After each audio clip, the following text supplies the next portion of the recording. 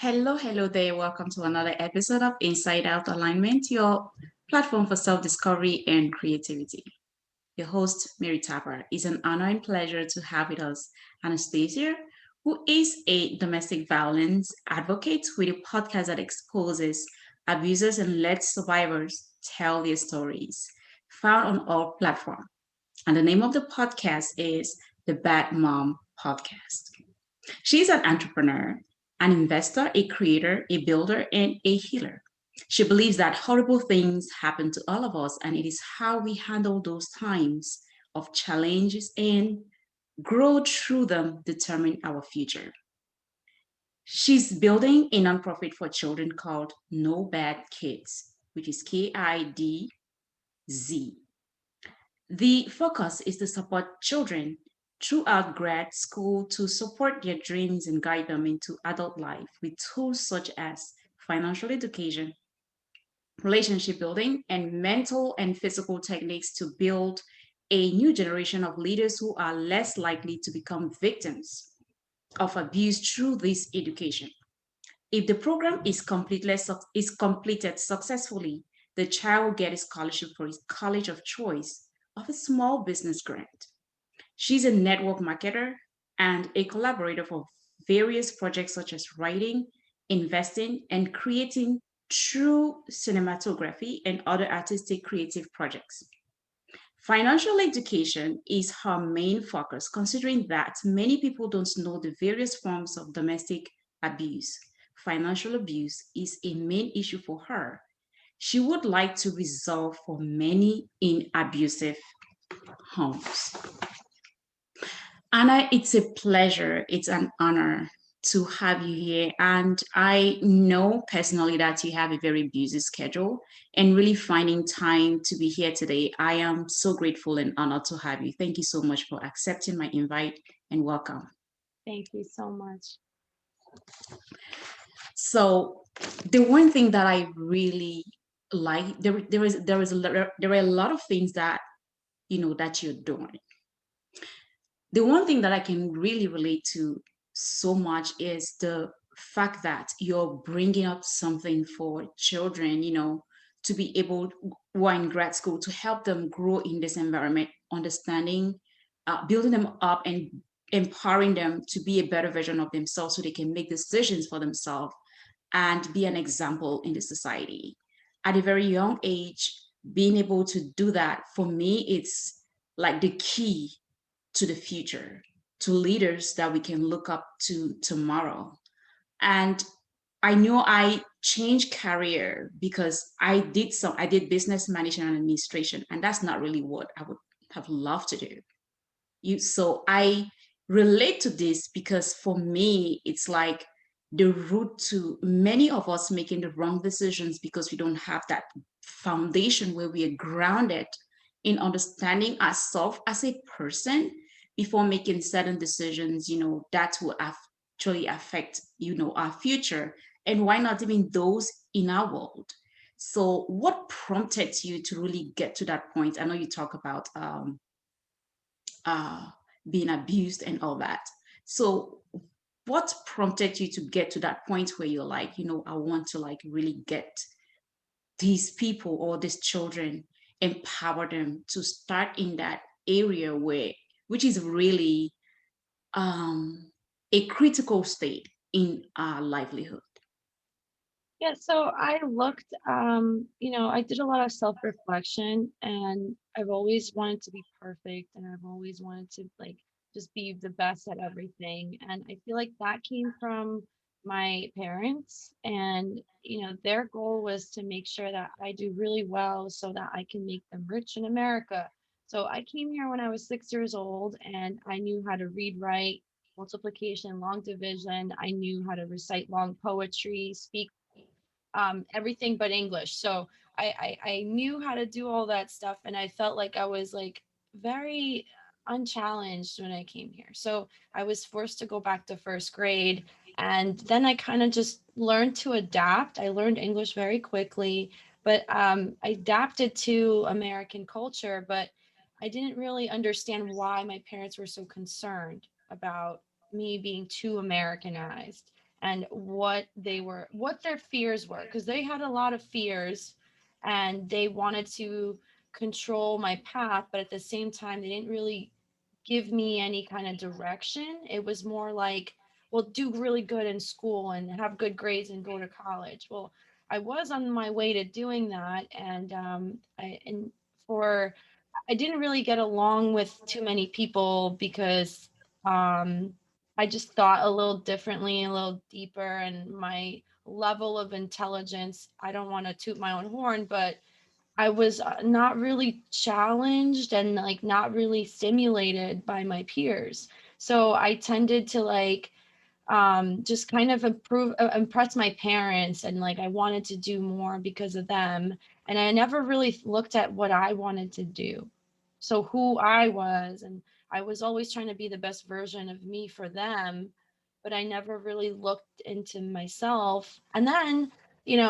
high school was like kind of like a coming of age for me, where I kind of lost a little control because I wanted to explore, I wanted to interact, and I was just like held in my house like a hostage, basically. That's kind of what it felt like. Like I couldn't do cheerleading because, my parents had this perception of cheerleaders being, not what they wanted their daughter to be. I'm not going to call it, what it is. It's just a sport to me. It was like gymnastics, a form of gymnastics, which I've always wanted to do, but my parents were low income. And like I said, my father came here when 95 with $100 in his pocket.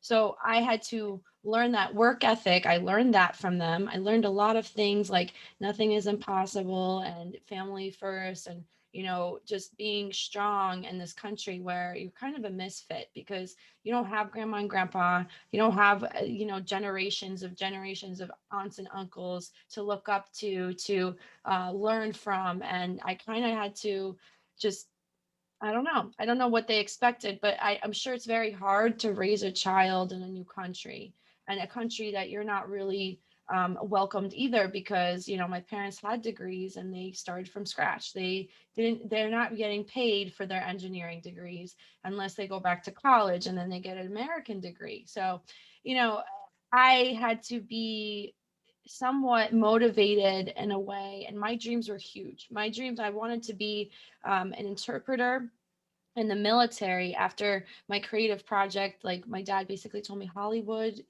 I would have to do some bad things to make it in Hollywood. And like I wanted to I wanted to be a filmmaker. So that was where that came from. So I went to a vocational school. I did that, and then my father told me that, and it kind of steered me in a different direction. And I was like, well, I don't want to go to Hollywood because I don't want to like subject myself to that kind of, life.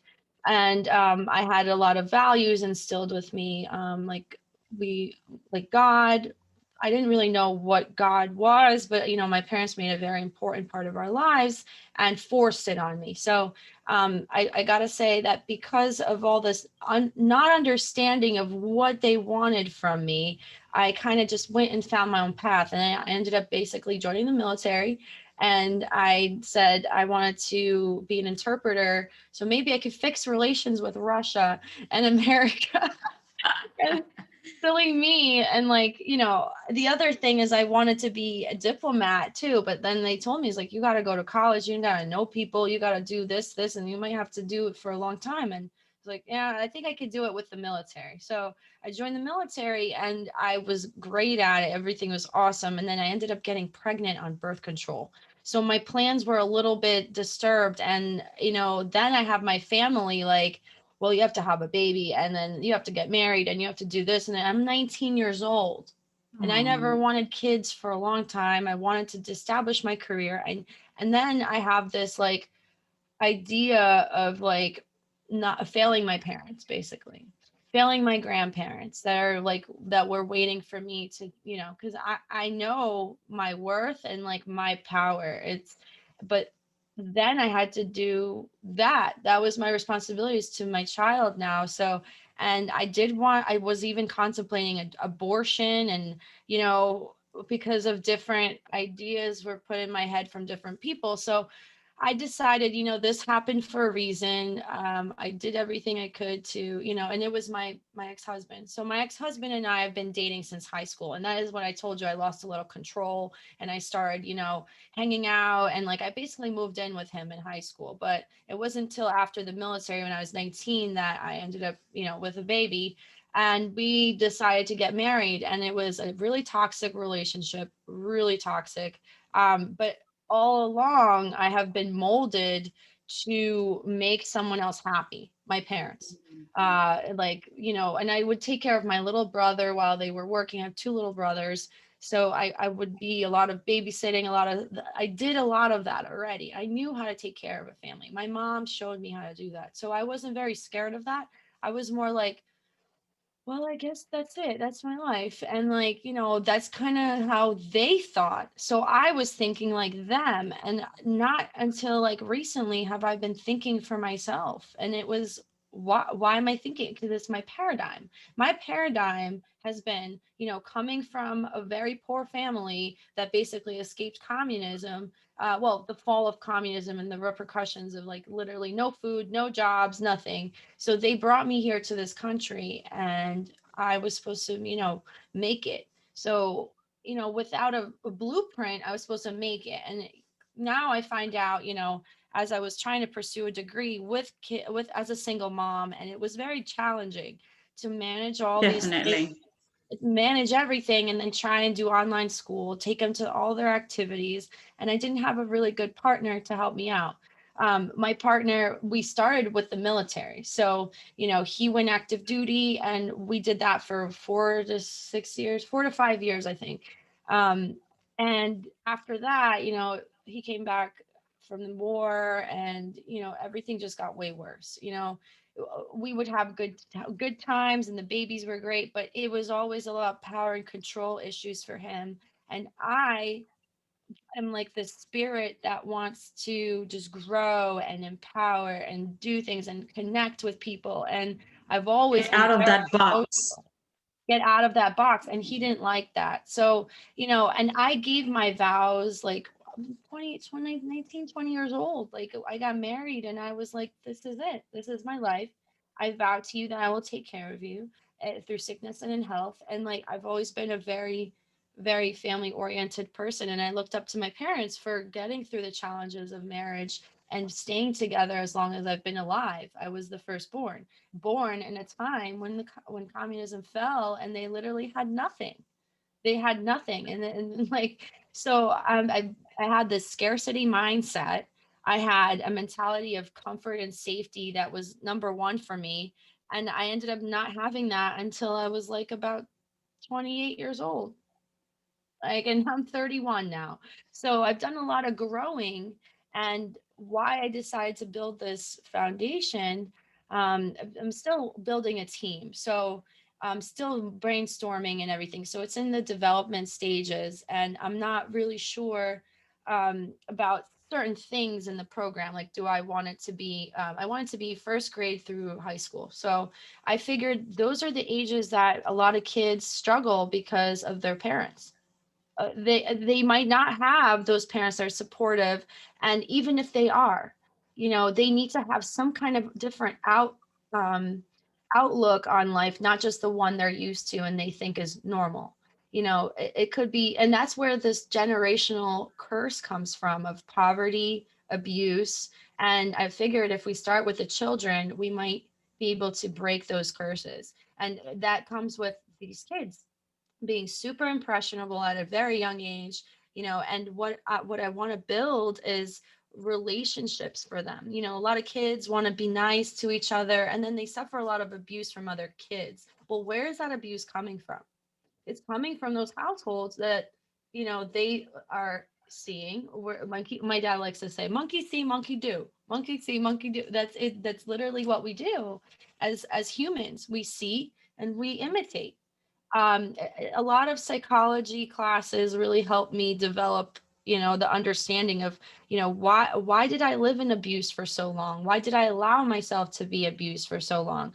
It's because I didn't put myself first. I didn't love myself. And those are the things I want to teach kids.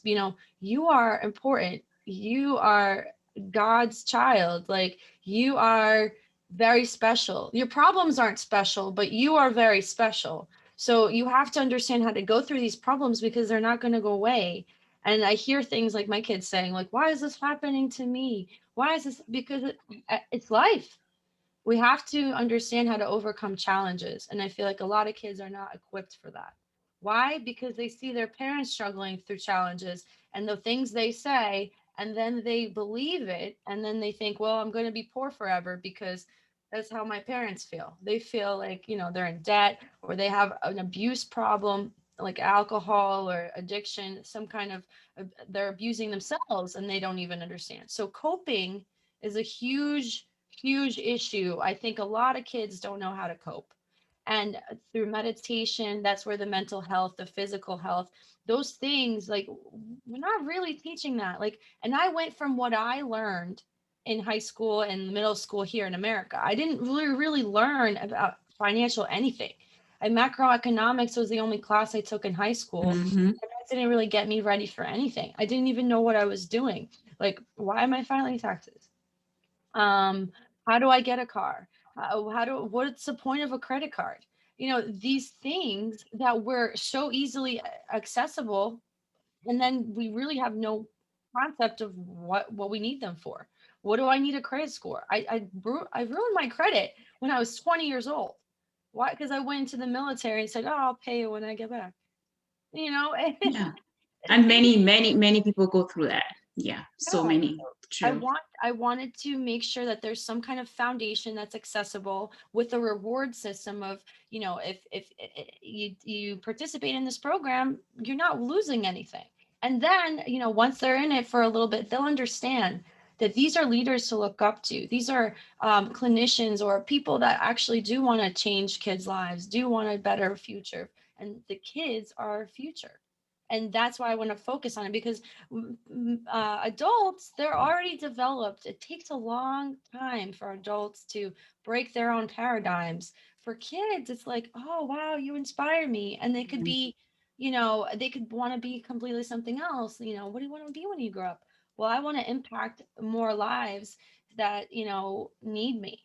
So that's why I built the podcast. That's why I started this whole thing. And it was started with me asking God, like, well, how can I serve? Because I'm really lost, and I'm really sad, like, where I am in life right now.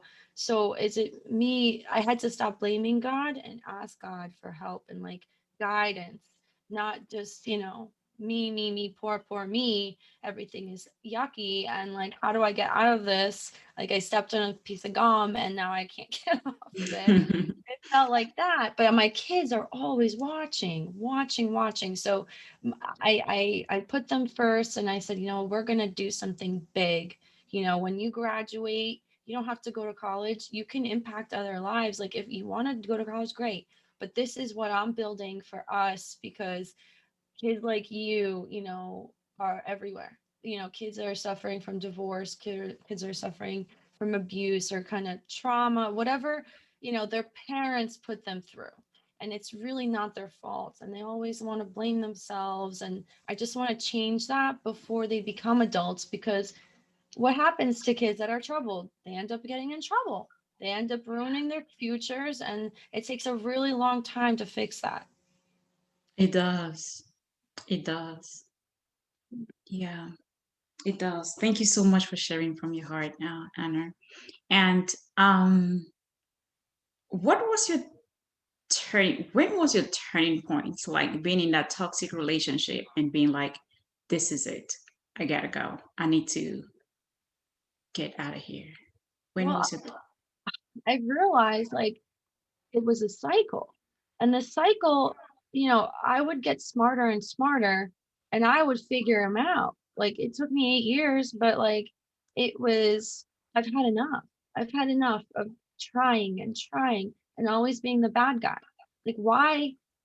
Like, I noticed a lot of, because I took a couple of domestic violence classes, and I took them because I was accused by him for being the Mm, abuser. And I thought, of course it's me. Of course it's me. I need to fix this. I need to fix that. Not in one point in our entire relationship did he ever say, "Oh, I need to work on this. Oh, I'm sorry this happened. It's my fault."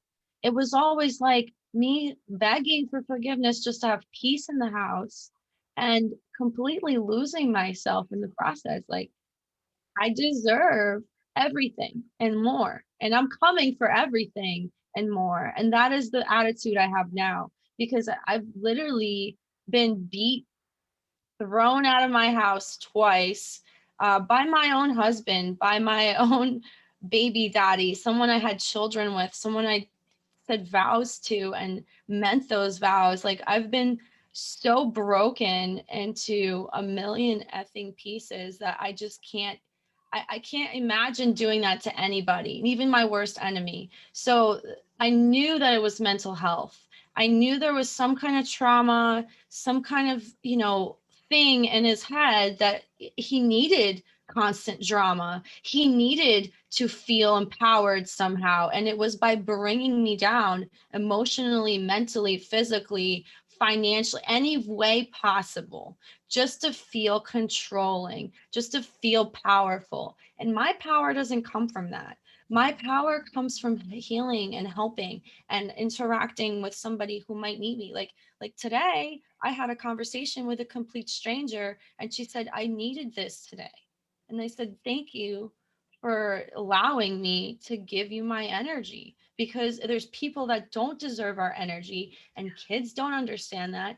Us young people don't understand that we don't have to interact with everybody. We don't have to make relationships with everybody. We can pick and choose who gets our energy. We are Mm, not taught that. We're taught to be nice to everyone, appease everyone, wear their mask for everyone. We're taught these things to completely like do stuff for other people. Well, what about you and me? Like, do where do we come in? Because we can be anything or nothing at all. We can have 24 hours in the day and then give all those hours to someone else. But like, if we're not working on ourselves daily, we could lose ourselves. And I was never empowered to go to college when I was with him. It was never like I went to get a job, and all that money I would just put in our account and invest in us. And when it came down to like some kind of money problem, it was like, "Well, you're not working enough." And I was like, "Well, I'm home with the children. I can only work part-time." It'd be like that. Nothing was ever enough, or nothing was ever good enough. And I'm like, "But I can do everything by myself, and I don't need a man. I don't need a husband, and I don't need to feel like I want to die every time I see his face." And that's where the mm. moment came. And I was like, well, he comes home and I feel like Greece. I feel so horrible. And I couldn't even describe it. I would just curl up in a ball, go in my room, close the door. The kids thought I was working, or not home. Like he came home, and it was years and years and years, and always yelling about him being a victim, and, "Oh, she did this and she did that." Well, this is our family. Why are you giving why are you not working on it with me? If there's a problem, keep it in the household and work on that.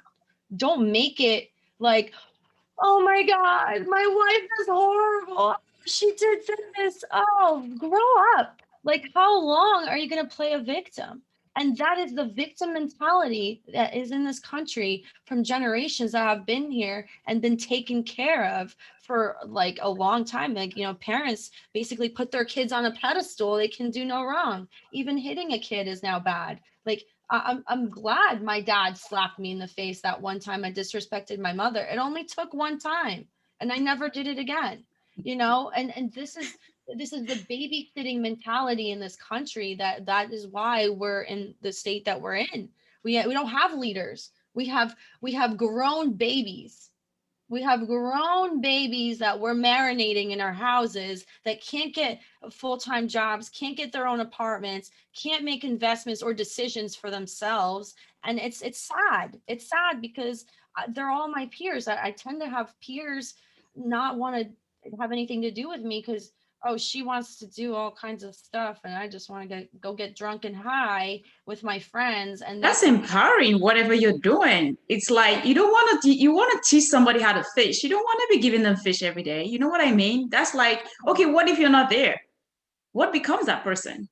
You can't make yourself a bowl of cereal without me. Like it's like that. It's like, who's gonna take care of you if I die tomorrow? You know, and it's fine. You know, my kids are gonna be raised my way, and they're gonna see why I'm the way I am when they're a little bit older. Right now, they're not really understanding why mom wants so much from But they me. sure will. They will understand. They will, because they'll see what one Hmm. person did and what the other person did. So if one person just caused drama and problems, and the other person was just like, how can I make your life better? What experiences can I bring to you so that you can, expand your mind? What people I can introduce you to? What mountains and, new cities I can take you to so you can experience life? Like, they don't really feel that way when they're in the other house. So when they're with me, they want to like do everything. And then I'm like, what did you do last week? We just watched TV, blah blah blah. And it's like, you know, my parents didn't really spend that much time with me because they were always working. So Hmm. I find that it's very important to spend that extra time after school with your kids, just to like teach them maybe one thing a day, what you learned. Like I do personal development, and I'll go ahead and teach it to them. Like even whether they want it or not, I'm like, I read this book today and it was so amazing, and I just want you to know what I learned, so maybe you can say something, or maybe you'd want to read a book. Because right now they look at school as though it's like a challenge and like something that they have to do. I was so happy to go to school. I loved going to school because I got all A's. I got all A's. I was doing great, and then I didn't really know what it was for. It's like, okay, I'm good at this. Now what? There was no like, go to college. Oh, I don't know what I want to do. I'm 18. I don't know what I want to do. And then we're always like, what are you going to be when you grow up? Did you feel like you knew what you wanted to do when you were 18 years old for a career? Never. No. Not at And we all. don't really develop ourselves when we're in school. We're just doing what we're told. I You know? wasn't like really expressive anyway, about what I would love to do. There were things that I thought about, like journalism and things like that. I felt like, oh, if I could be a journalist, and I felt so good about it. Like if I, but my background was also like, my parents were not educated, and I didn't have no role model about around me or things like that. My mom especially was not too like school, whatever. The only person that encouraged me really was my father, because he was very like, he wanted all his kids to go to school anyway. But my mom was always like, she would do her farm work and all that, and that's what she wanted to do. My father grew up as an orphan, and for him, he felt like he grew up as an orphan without his parents. He wants his kids to be in school, to learn, to grow, and to be the best version of himself. So he encouraged us in that light to be really right. But he was also quiet. And my mom, on the other hand, didn't help because she was just like very low key about, whatever, and not encouraging and things like that. So it became like, a lot of things were just like, you have it in you, but you don't share it with anybody. And I was like really like always so shy and would not express myself really, and just go with the flow and just be like, okay. But I love school. I was like, okay, my father want me to go to school. The one thing I don't want to do is disappoint him. Yeah. But like, I know the things that he's doing for us. He loves us so much. He's always very open. He's always like, encouraging us. And I just want to see him happy. I just want to make sure that I make him that proud person. Even my choice uh, of partner was like, what, my father had passed away, but my deepest question, my first question was, what would my father say? What would he say if he was here giving me, having to give me some input about this relationship? What would he love for me to really do now? And as I went through, thinking about that, I was like, when I found that person, I was like, yes, this is it. And I asked myself that question. I felt that resounding yes. And I'm like, yes, if my father was here, this is definitely a yes for him. And I went ahead without any second thought. I just knew he was in sync with me. And it's one of the beautiful things, like if my husband, even though he never met my father, he always says it like, I feel like I'm so close to your father, even though I never met him. And for me, that is all I need right now. Wow. Yeah, yeah, Powerful. yeah. And even my mom, most of the time, she says, oh, your husband is just like your daddy. He treats you so well. Your father, like, he just makes me, I'm like, yeah, he does. He does. Yeah. So, what was your experience after you got out of the relationship? Because I know it was everything went. We just don't want to talk about the other part that was like really challenging, but we also want to go on the other side and see how you felt after getting out of it and being on your own and starting making decisions, and especially when you open the door of your own home or your room or whatever, and not thinking about that person coming in, and you feel like, oh, again, like you're thinking, what's going to happen today? What is, how was it? I'd like to give you all kinds of great answers, but I might shock you right now. It wasn't It's great. okay. It wasn't great. I felt like I established so much codependency that it was hard for me to like function, because like I relied on him for always being there for me. At the same time, even if it was a complete jerk, he was there, and for some reason his presence, I mean, his presence has been there through me growing up. Basically 17 to 26, we were always together. That one year he deployed to Afghanistan, and the a couple times he was in training, but the house was empty, and I missed him the whole time.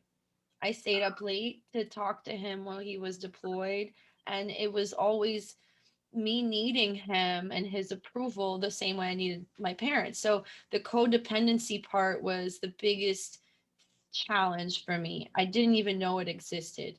I didn't know what codependency was. And like I said, all these classes that I took for domestic violence, after, the second time he accused me of being, him being a victim, and he's gotten police involved, the courts involved. He's done everything possible under the sun to shame me, and breaking through that veil of shame was the biggest challenge for me. So no matter what, I was the worst person ever. So I had to retrain my thoughts to, well, that's his idea of me. My own idea of me is I'm powerful, I'm limitless, I'm Yes, you abundant, are. I'm love. And that is his pain and his hurt. And eventually he'll heal, and maybe he'll understand that mother of your children is sacred, no matter what, especially a one that is there and trying her best, Caring. caring. I could have easily said, here, take the kids, I'm out. I never got to party or do anything like normal 20-year-olds in America do. Like, never went to college physically, and got to experience, complete debauchery. That's what it is, really. And I'm blessed and grateful for never having to be exposed to like a complete shit show. Excuse my language, but that's what it seems like. A lot of people my age, like, yeah, they went to college and they did all that, and now most of them have substance abuse problems. They still live with their parents, and I'm just grateful that I went through that huge challenge, even built myself back up after that horrible marriage. But at the same time, I developed PTSD. And this is one of my first times, like, even talking about it, like, on a podcast for sure. Maybe my second time. But yeah, it's the conversation that you don't want to have, sometimes you really have to say it. You have to just acknowledge, like, yes, this too shall pass, and this is, current reality. But with the way PTSD came about, I always thought he had PTSD from the war. And then I developed it from being married to him. And I needed a doctor to tell me that. And that was because, out of all the things that he put me through, and like he never stopped. Like even after divorce, he continued to try and set booby traps for me. Like, he's tried to take my children from me. He's multiple times. He's tried to call the police and say I kidnapped the children if I was on vacation. Like he's that mentally insane that he would continue to terrorize me even after we were divorced. And it's a sad realization, but like I have to deal with that on a daily basis. I have to. I mean, I've even when he and I first got separated, he's broken into my house.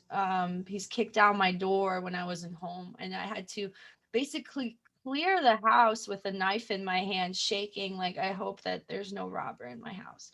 So I basically lived with a domestic terrorist, and I hope he hears this, this conversation, because the amount of pain and trauma he has caused me, this is exactly why I am the woman I am today. And I am not scared of him whatsoever anymore, because what he really is was scared of me, scared of my power, scared of how powerful I am. So, it just goes to show that, when you don't talk about things, when you cover things up and you pretend to be someone you're not, you're really hurting yourself. And, people, whether they like me or not, I know I like me, and that's how I sleep I at. love that. I love that. It's like you really have to know your truth and own your truth to develop your power, and then nothing can stop you, because I mean, I'm not going to stop. I'm creating more goals as we speak. And why is because I've unleashed that power that he's so afraid of. And like, my kids gravitate to me. And it's because I developed those relationships with them. I developed that honesty with them. Like if I screw up, I tell them, I screwed up. I'm not trying to be perfect, kids. So authentic. You You just know, being you. Mhm. be you, be very open with your kids, and like just be real, because being fake and pretending things are great, or everything's fine and peachy, like they're going to pretend everything's fine and peachy. They're going to be too shy to go get help if they need help. They're going to be too scared of what your opinion of them is, and then we lead to more problems. So I feel like his problem was a childhood issue, not getting enough attention, or just witnessing domestic violence in his home with his mother. Mhm. And just being without a father figure in his life, it's basically a statistic. So I was dealing with that thing that my parents were afraid of me being exposed to, that culture of getting drunk, having all kinds of problems, getting away from that family unit. And the family unit was so strong within me that I have been pushing that with my kids. Like no matter what, family is the number one, because they'll always have your back. And getting married, I thought I created my own family unit, and that he was there for me for everything. And then just getting destroyed on a daily basis, sometimes not on a daily basis, but most of the time on a daily basis. Like that really takes a lot to recover from, and it takes years. So now with the podcast, I basically help people tell their story, because when we tell our story, we can just basically, we can either help somebody or we can help ourselves at the same time. And just Yeah. You're releasing releasing that. things. Yep, you're releasing it, you're also owning your truth. And it is very powerful, because everybody has their story, everybody. And the what they don't know is that their story is their power, because we are special and our journey is special. but our problems aren't. Like I said, like everybody's got those challenges in their lives. So my challenge was to overcome now a mental health issue I've acquired from this traumatic relationship. And it took me a while. It took a lot of therapy. I'm actually about to release my interview with my therapist because she was a huge, huge, powerful person in my life. Like when I literally had nobody. Nobody in my corner would understand me. And God gave me this amazing therapist. And a lot of people don't have great therapists. A lot of people have really bad relationships. Like, can't find the right therapist or like the people that they connect with, people that actually want to help them and not just do it like a job, you know.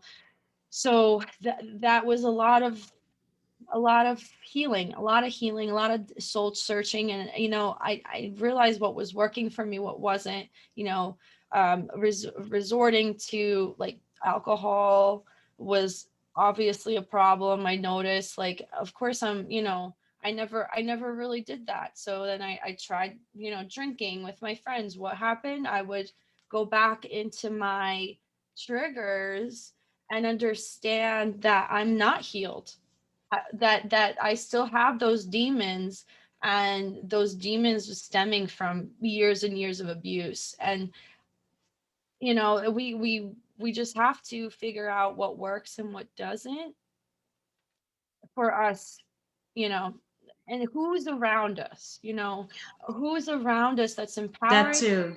or hurting us. Yeah. Yeah. Awareness is a huge thing for me. Could It talk about is. awareness all day. It is. And thank you so much because that is still part of your healing. It wasn't easy, but even though you came out and you were still vulnerable and going through a lot, but it was,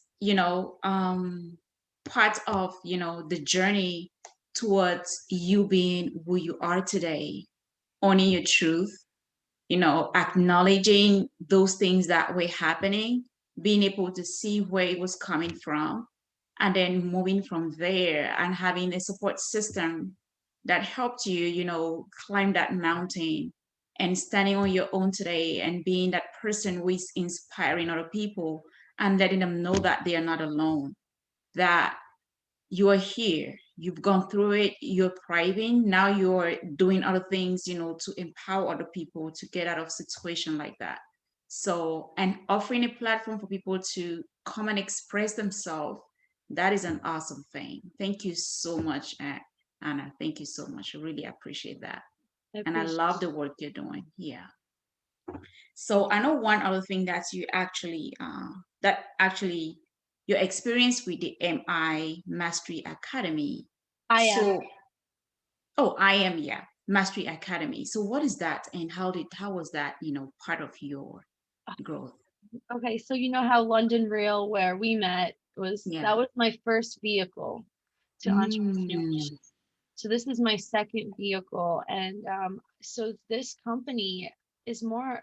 It teaches people a skill of trading, how to make an online business, and this company's number 5 in the world right now, and it exponentially grew during coronavirus, like from I think 9,000 customers to whatever 9 times 3 is 27,000, 30,000 customers. Yeah, it was insane. And it landed in my lap because I manifested it. I was like, I got to figure out this trading thing. People are trading, people are making money with crypto.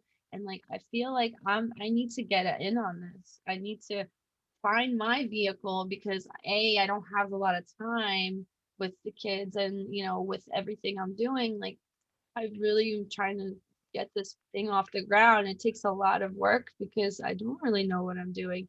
So, with entrepreneurship, it's like, every failure is really a lesson, a step closer to where you're going. So, this company, I manifested it. I said I was going to learn how to trade, and then I lost my job.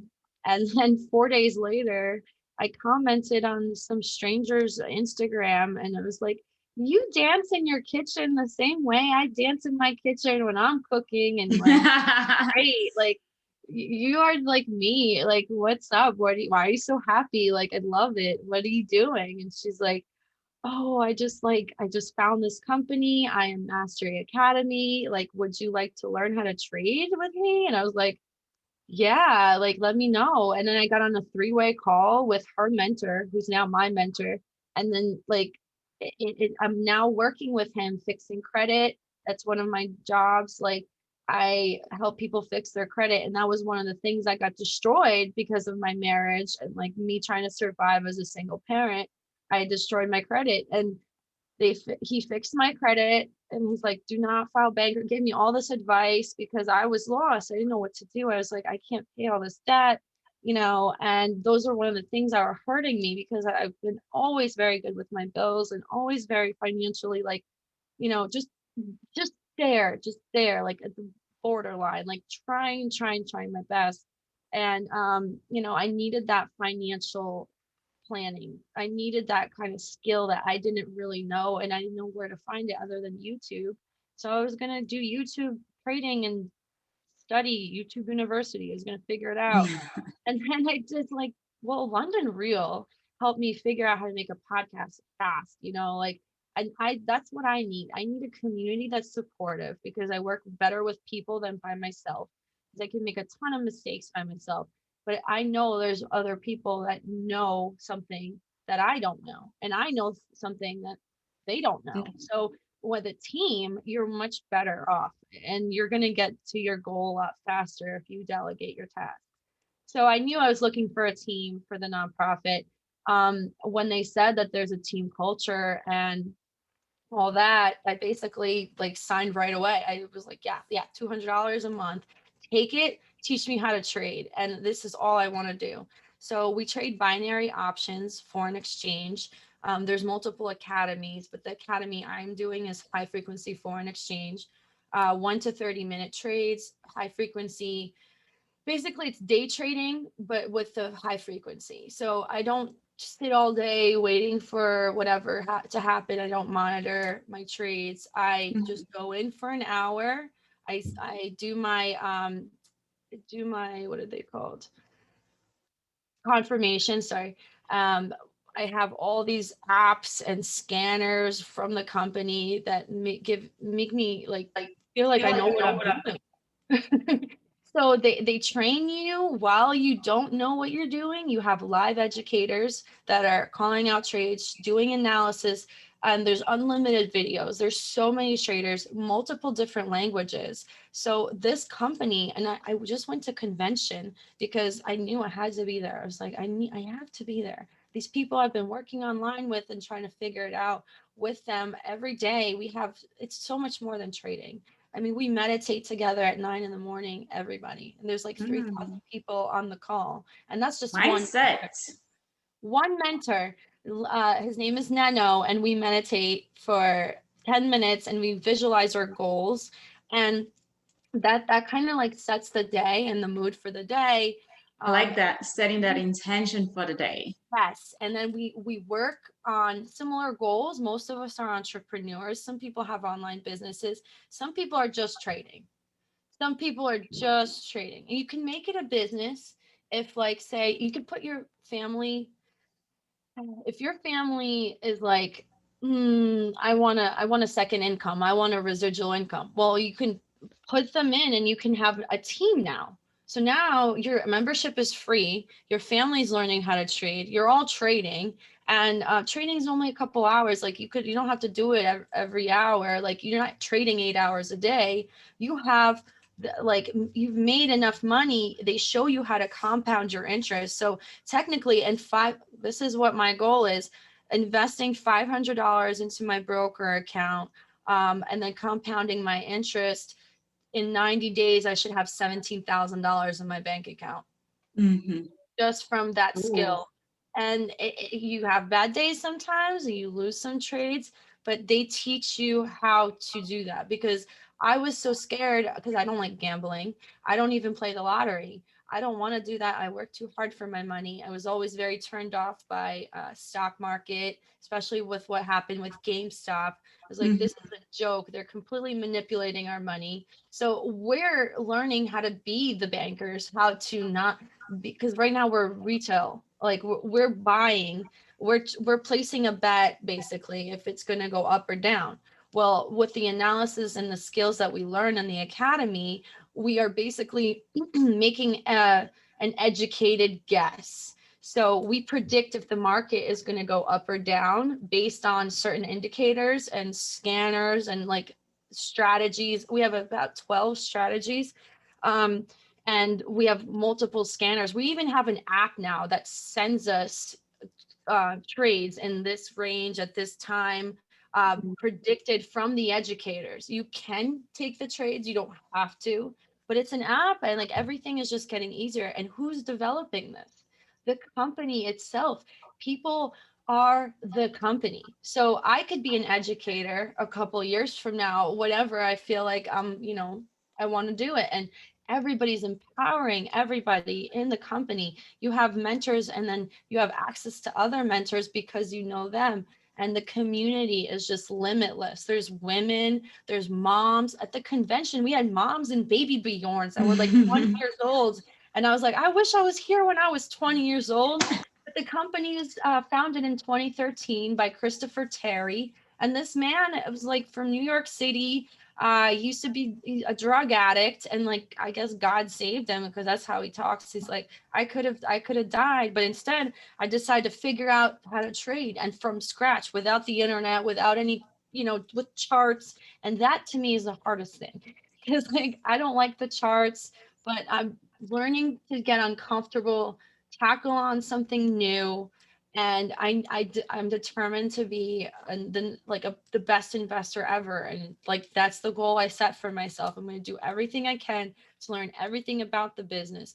The way the business works is there's a lot of network marketing. So the network marketing scares people, right? But it's the number one profession by pay, next to professional sports and whatever celebrities. Mhm. That's number one, right? So with this company, like I said, if you got your mom, your brother, your sister, and they know three people, and now you're all trading together, now you're all traveling together, and now you're all like on vacation together, and now it's unbelievable. You got people, right now my goal in the company is to make $10,000 a month. I'm not making $10,000 a month, but that's just from teaching. So Right. I'm trying to find people that align with my vision, see what their vision is, see what they bring to the table, and then I would recruit them. So I have a couple people in mind. A lot of people have different goals. Not everybody wants to be a millionaire, but this company can make you a millionaire.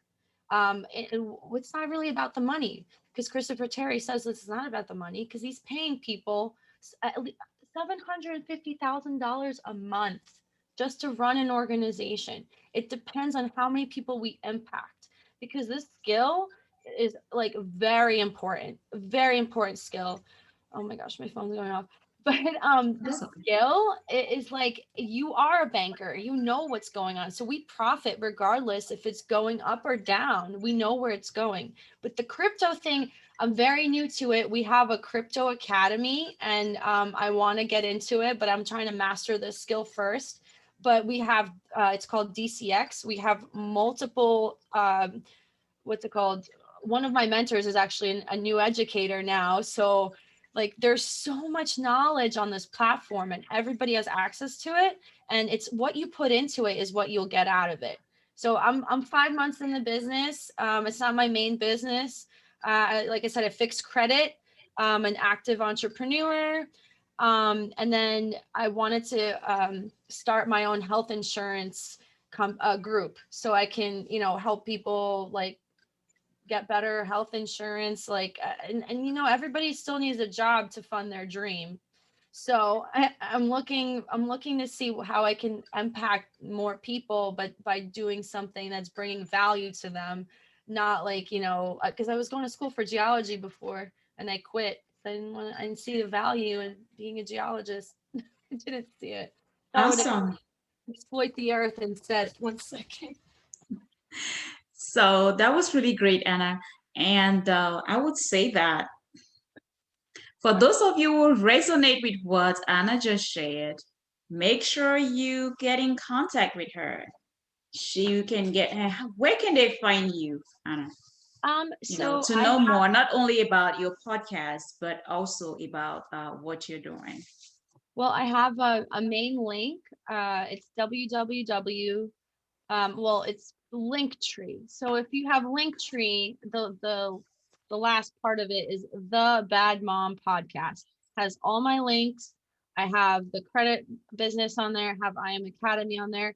I have my Instagram, my Facebook, my Twitter, and my YouTube.